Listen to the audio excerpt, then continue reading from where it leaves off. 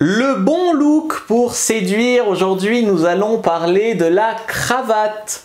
Bonjour à tous, c'est Fabrice Julien, coach et auteur expert en séduction, et dans cette vidéo, j'aimerais vous parler de la cravate. Alors la cravate, c'est un accessoire séduction qui peut être utile. Je vais peut-être vous surprendre, je ne vais pas bannir la cravate. Alors, bon, bien sûr, si vous mettez un costume, vous pouvez mettre la cravate qui va avec. Vous pouvez aussi porter le costume sans la cravate.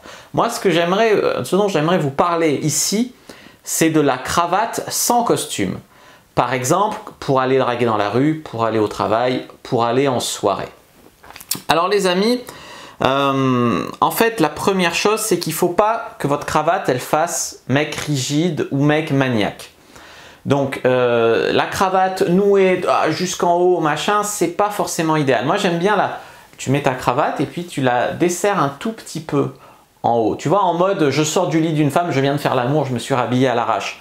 Ça, c'est pas mal. Alors ensuite, au travail, si c'est dans le cadre de votre travail, vous pouvez le mettre. Le mettre pour un excès de zèle, pour être le seul qui met la cravate, être pris au sérieux, bon, c'est un peu surfait, on va dire. Mais pour un bon style, pour un bon look, tu vois, ça peut être une signature. Ah, c'est le mec qui a toujours la cravate. Donc pourquoi pas? Pourquoi pas? Après, voilà, ça dépend la cravate. Alors il y a les cravates un peu épaisses, il y a les cravates fines. Moi j'aime bien les cravates un peu fines, noires, tu vois, par exemple, qui passent un peu avec tout, donc c'est moins difficile à assortir. Évidemment, sont à proscrire les cravates d'experts comptables, les cravates de Bart Simpson, tu sais, les cravates avec des motifs très douteux, les cravates saumon, les cravates, voilà, les cravates bizarres, ça c'est quand même à proscrire. Ensuite, la question du nœud papillon, puisqu'on parle de la cravate. Pour moi, la cravate, c'est quand même plus efficace que le nœud papillon. Le nœud papillon, ça peut être un style, ça peut, voilà, dans une soirée déguisée ou dans une soirée pour délirer, pourquoi pas.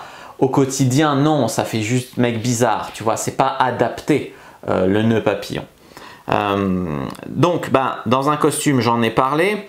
Après, la cravate, il y a des femmes qui aiment bien. Moi, des fois, je la mets en soirée, pour aller draguer en soirée, en bar, en boîte. Ça fait un sujet de conversation, ça te rend remarquable. Ah, c'est celui qui a la cravate là-bas.